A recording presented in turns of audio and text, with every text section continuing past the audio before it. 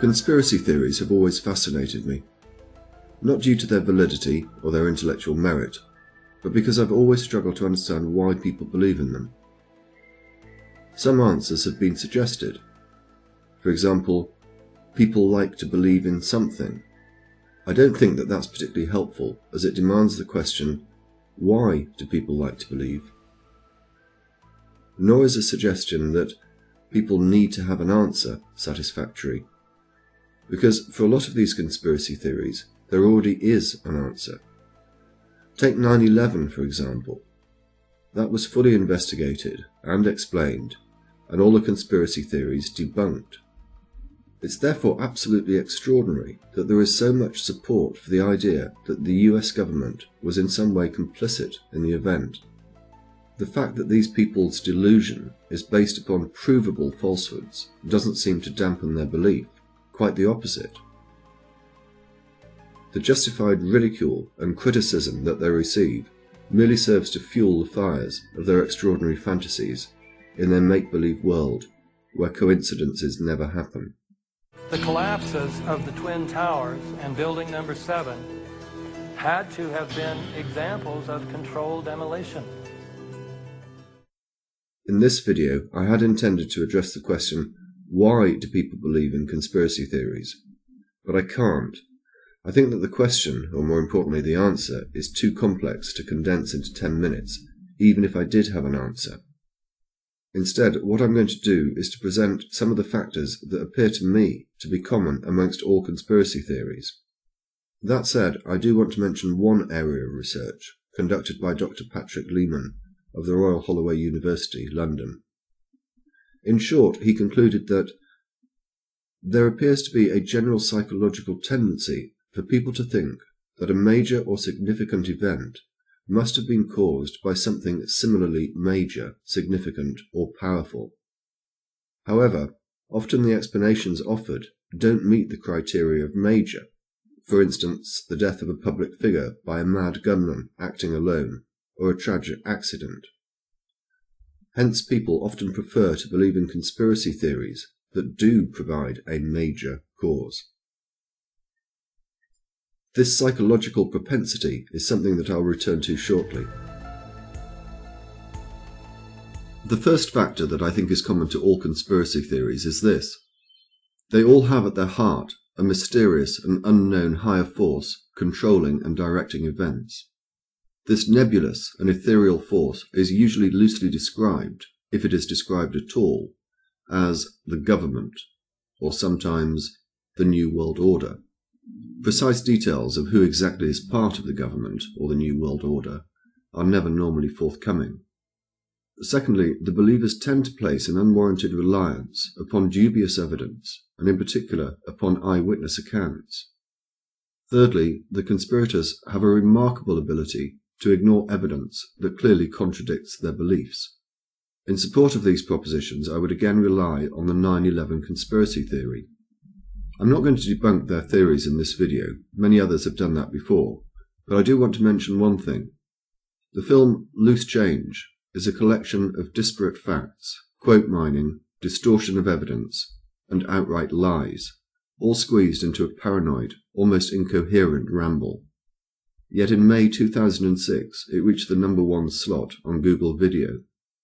If you doubt the validity of my first 3 points, then 5 minutes of that film will, I'm sure, change your mind. We just witnessed some kind of secondary follow-up explosion on the World Trade Center #2, the one second building that was hit by the plane has just completely collapsed. The entire building has just collapsed, as if a demolition team set off. When you see the old demolitions of these old buildings, it pulled it down on itself, and it is not there anymore. Do you know if it was an explosion or if it was a building collapse? To me, it sounded like an explosion. There was another major explosion. The building itself, literally the top of it came down, sending smoke and debris everywhere. The fourth common factor is the length to which the theorists will go in order to maintain their account.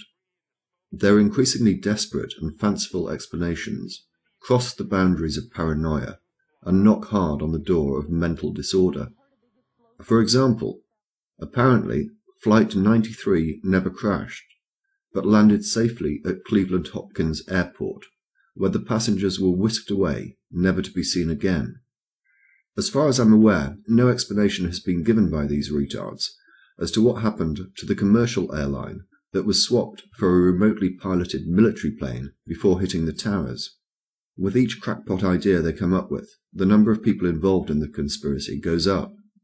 It's worth noting that Watergate was carried out by a relatively small number of people, but that story eventually came out. Similarly, the activities in the Oval Office, involving only 2 people, still became public knowledge. How it is suggested that a conspiracy that must by necessity have involved hundreds, if not thousands of people, could be kept secret is beyond me. The 5th common factor is that these beliefs are predominantly held by people who would not be able to understand evidence if it was force-fed to them. Like, for example, the intellectual heavyweight, Rosie O'Donnell. Do you know how fast it took those towers to fall? I don't have the exact 9 seconds. Do you know how fast it would have taken something to free fall with no resistance from the top of that building? 9 seconds. It's physically impossible.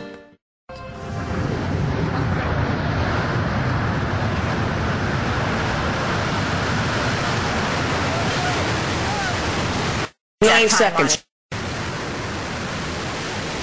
It's physically impossible. The final factor follows from that clip, namely a willingness to lie and distort evidence in order to further a cause. So in summary, the 6 factors that I consider are common to all conspiracy theories are: a nebulous entity, reliance on dubious evidence, deaf to opposing views, fanciful justifications, ignorance, whether willful or not, and a willingness to lie and deceive. I think that these factors appear in another area of life, religion. Although I'm not suggesting that all people of faith are willfully ignorant liars, there are 1 or 2 that spring to mind.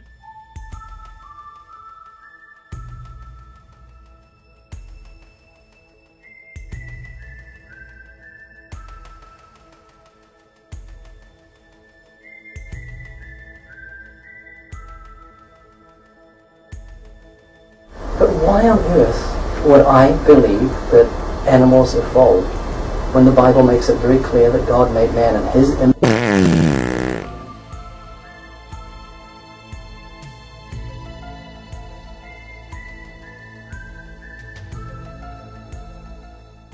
And so to finish where I started, namely the psychological tendency to attribute significant causes to apparently significant events.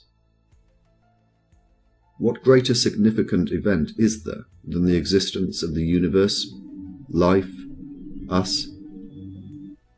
What greater explanation can there be than God? It seems that the same psychological propensity that draws people into believing in conspiracy theories also draws people into believing in a God. I'm not sure where this takes us, if indeed it takes us anywhere at all, but I thought it was interesting. Thank you for watching.